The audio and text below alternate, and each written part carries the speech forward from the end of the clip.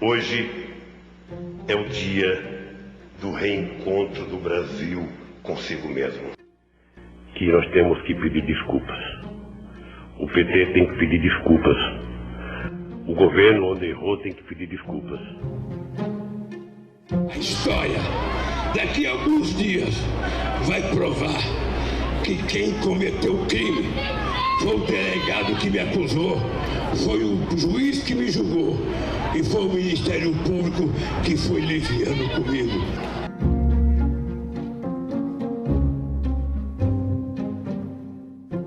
Hoje é o dia do reencontro do Brasil consigo mesmo. Luiz Inácio Lula da Silva é uma figura incontornável da política brasileira.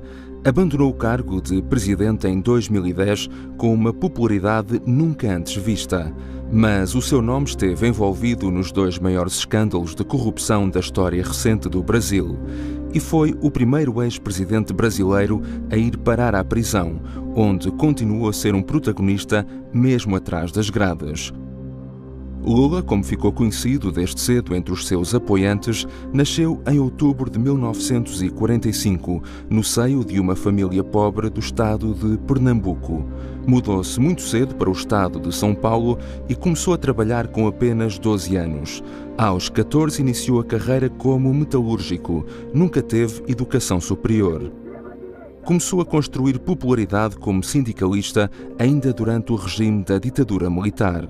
No início dos anos 80, foi um dos fundadores do Partido dos Trabalhadores, cuja bandeira leva ao peito desde então. Ainda durante essa década, chegou a ser preso por ordem do regime durante um mês. Em 1985, a ditadura chegaria ao fim. 4 anos depois, candidatava-se à presidência. Foi apenas a primeira de 3 tentativas não sucedidas. A quarta acabaria por ser de vez.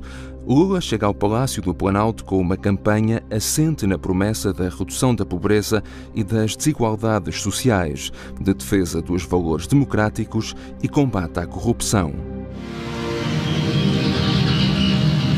Ou a gente acaba com eles, ou eles acabam com o Brasil.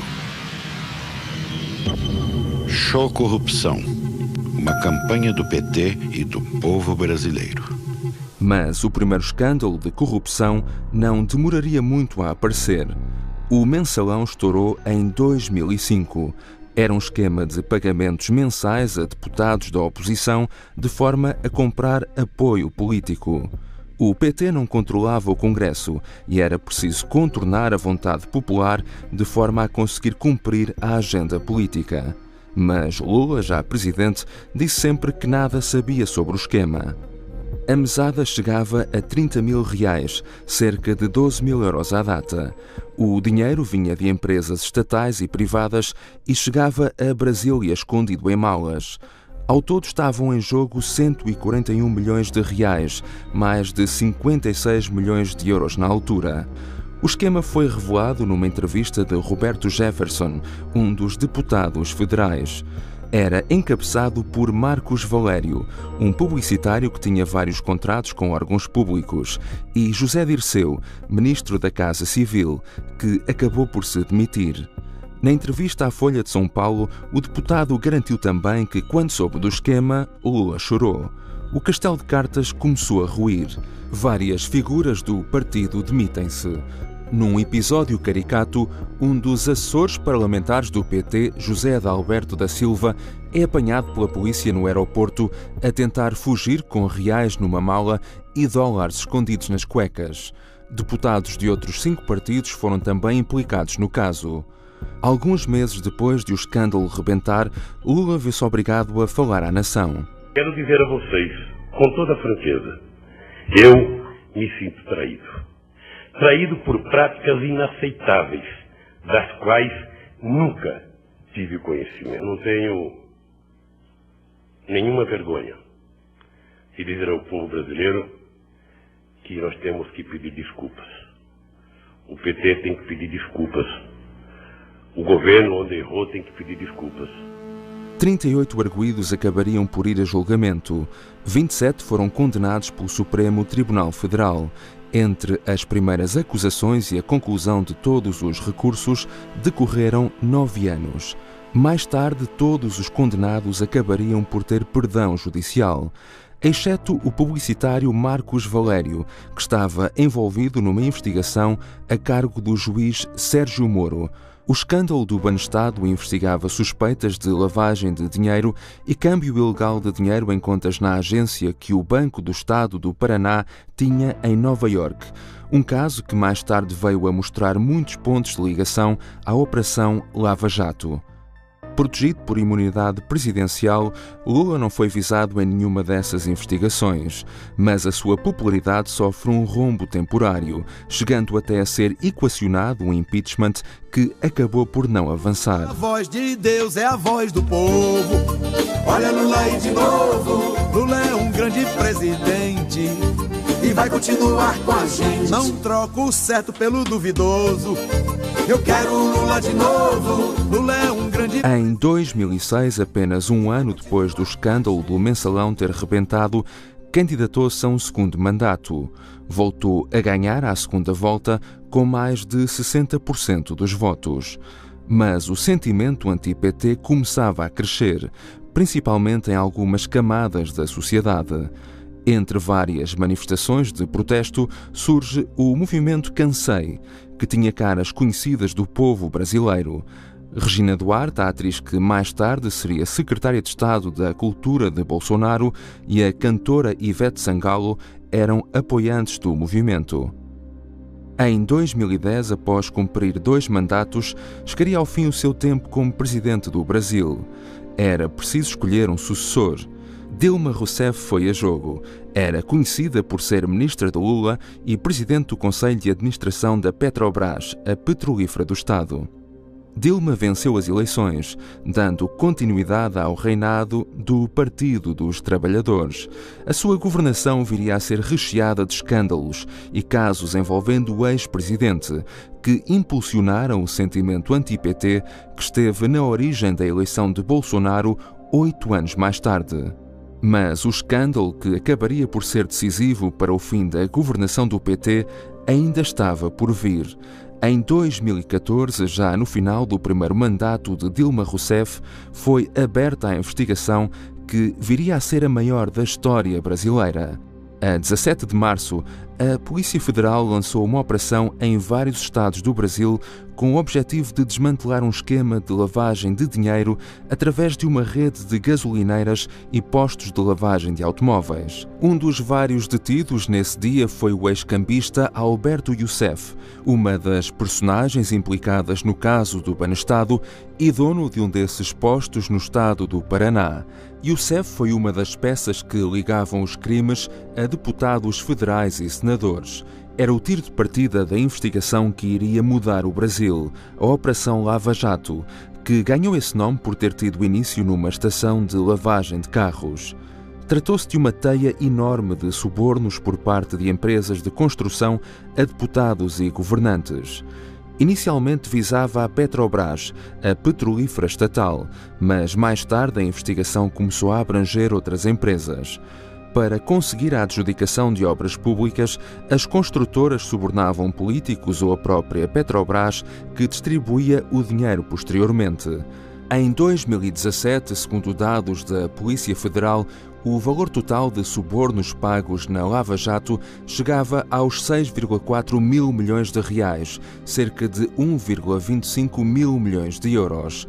A investigação levou à detenção de vários políticos e empresários de renome que revelavam as dimensões assustadoras da teia de corrupção em causa. Ao todo, foram emitidos mais de 1000 mandados de busca, apreensão e prisão.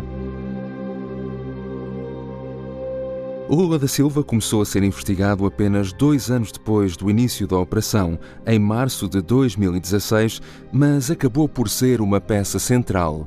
A principal acusação contra o ex-presidente recaía sobre um apartamento triplex do Guarujá, no estado de São Paulo. Lula foi acusado de receber o apartamento como suborno por parte da construtora OAS e, em troca, garantir contratos da mesma com a Petrobras. Além disso, a investigação dizia ainda que teriam sido feitas obras no apartamento a pedido do ex-presidente. A defesa afirmou que o imóvel pertencia à empreiteira e que tudo era ficção. No entanto, Lula chegou a fazer uma visita ao triplex. O Ministério Público acusou-o pelo caso do triplex no dia 9 de março de 2016. Apenas uma semana depois, Dilma Rousseff nomeia Lula ministro da Casa Civil, cargo que ocupou apenas um dia. O cargo dar-lhe imunidade política e proteção contra a investigação, mas a nomeação foi anulada pelo Supremo Tribunal Federal.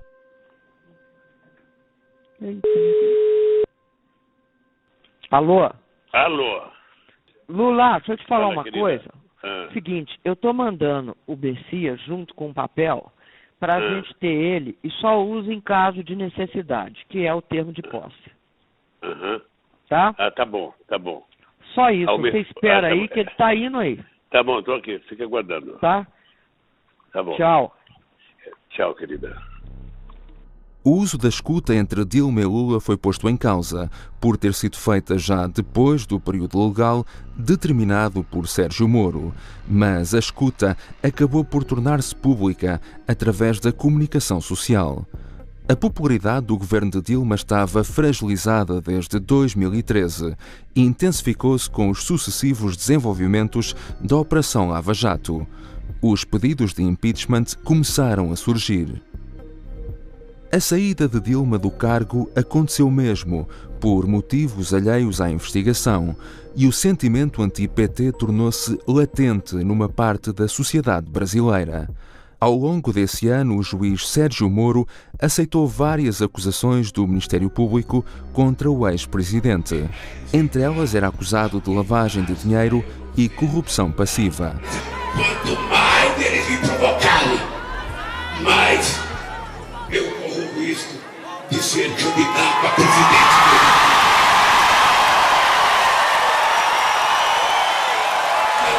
Em maio de 2017, ocorreu o primeiro encontro entre os dois. Lula é chamado a depor. A audiência durou 5 horas. No decorrer da sessão, o antigo presidente disse que quem sabia tudo sobre o apartamento do Guarujá era a mulher Dona Marisa, que tinha falecido meses antes, em fevereiro. Poucos dias depois, o Ministério Público acusou Lula de obter benefícios ilegais pela remodelação de uma herdade em Atibaia, no estado de São Paulo. O caso do sítio em Atibaia, como ficou conhecido, seria a segunda grande acusação contra Lula. Estavam envolvidas as construtoras OAS e Odebrecht. Que o Dr. Emílio Odebrecht fez uma espécie de pacto de sangue com o presidente Lula. Ele procurou o presidente Lula nos últimos dias do seu mandato e levou um pacote de propinas para o presidente Lula, que envolvia esse terreno do Instituto, que já estava comprado, e o seu Emílio apresentou ao presidente Lula, o sítio para uso da família do presidente Lula, que ele já tinha feito, já estava fazendo a reforma em fase final, e ele disse ao presidente Lula que o sítio já estava pronto. E também disse ao presidente Lula que ele tinha à disposição dele para o próximo período, para ele fazer as atividades políticas dele, 300 milhões de reais. 2 meses mais tarde, Sérgio Moro condena o ex-presidente a 9 anos de prisão pelo caso do triplex. A defesa apresentou recurso a um tribunal superior, mas a cabeça de Lula da Silva continuava focada num objetivo: candidatar-se às eleições de 2018. Se alguém pensa que com essa sentença me tiraram do jogo, podem saber que eu estou no jogo. O verão não foi meigo para o ex-presidente. Entre julho e setembro, 4 das suas contas bancárias foram bloqueadas e foram apreendidos 2 carros e 3 apartamentos. Surgiu também uma nova denúncia. Lula era acusado de favorecer empresas privadas em troca de benefícios para o Partido dos Trabalhadores. Logo no início do ano seguinte, chegou o resultado do recurso. A pena foi aumentada para 12 anos de prisão. Lula preparava a campanha eleitoral quando chegou a ordem de Sérgio Moro. No dia 5 de abril de 2018, Moro deu ao antigo presidente um prazo de 48 horas para se entregar. Cerca de 1h30 depois, Lula entrava no edifício do Sindicato dos Metalúrgicos em São Paulo, onde passou os 2 dias seguintes, enquanto milhares de apoiantes se aglomeravam no exterior. No dia 7 de abril, entregou-se, mas não sem antes deixar um recado aos seus opositores. Eu vou lá na barba deles, para eles saberem que eu não tenho medo, para eles saberem que eu não vou correr e para eles saberem que eu vou provar a minha inocência. A história, daqui a alguns dias, vai provar que quem cometeu o crime foi o delegado que me acusou, foi o juiz que me julgou e foi o Ministério Público que foi liviano comigo. Foi já na prisão que viu a sua candidatura à presidência do Brasil nas eleições de 2018 ser barrada pelo Supremo Tribunal Eleitoral. A decisão estava assente na lei da ficha limpa, que obriga a que os candidatos não tenham cadastro. Lula passou 580 dias na prisão de Curitiba. Foi de lá que viu o candidato que o PT escolheu em seu lugar, Fernando Haddad, ser derrotado pelo ex-militar Jair Bolsonaro em outubro de 2018. Apenas 16 dias depois das eleições, o juiz responsável pelo caso da Lava Jato, Sérgio Moro, pediu o afastamento da operação para assumir o cargo de Ministro da Justiça no novo governo. Enquanto isso, Lula permanecia em Curitiba, na cela de 15 metros quadrados que foi adaptada especialmente para o receber. Acabaria por sair em novembro de 2019, depois de o Supremo Tribunal Federal, que à data era constituído por uma maioria de ministros do PT, ter revertido a lei que previa que o réu iria para a prisão a partir do momento da condenação, mesmo com recursos a decorrer. Eu não tenho mágoa dos policiais federais, eu não tenho mágoa dos carcereiros, eu não tenho mágoa de ninguém. Eu tenho vontade de provar que este país pode ser muito melhor a hora que ele tiver um governo que não minta tanto pelo Twitter como o Bolsonaro mente. Lula estava livre, mas ainda não tinha a ficha limpa. No âmbito da Operação Lava Jato, tinha sido acusado de 9 crimes, a maioria de lavagem de dinheiro e corrupção passiva. Mas as acusações acabaram por ficar sem efeito.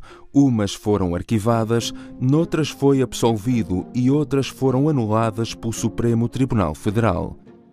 Em 2021, o Supremo considerou que o juiz Sérgio Moro não foi imparcial no julgamento do Lula e que o caso deveria ter sido julgado em Brasília e não no Paraná. O julgamento teria de voltar à estaca zero, por existirem ilegalidades nos processos que não poderiam ser revertidas. Só que, por essa altura, a maioria dos crimes já estavam prescritos e não poderiam ser julgados. Lula tinha finalmente o cadastro limpo e via aberta para se voltar a candidatar à presidência. E as novas suspeitas de corrupção, que envolviam 4 filhos e outros elementos da família, não foram suficientes para o abalar. O seu filho Fábio Luís, conhecido como Lulinha, esteve implicado na Lava Jato em 2019. Mas o caso acabou por ser arquivado. O mesmo se passou com as restantes acusações contra a sua família.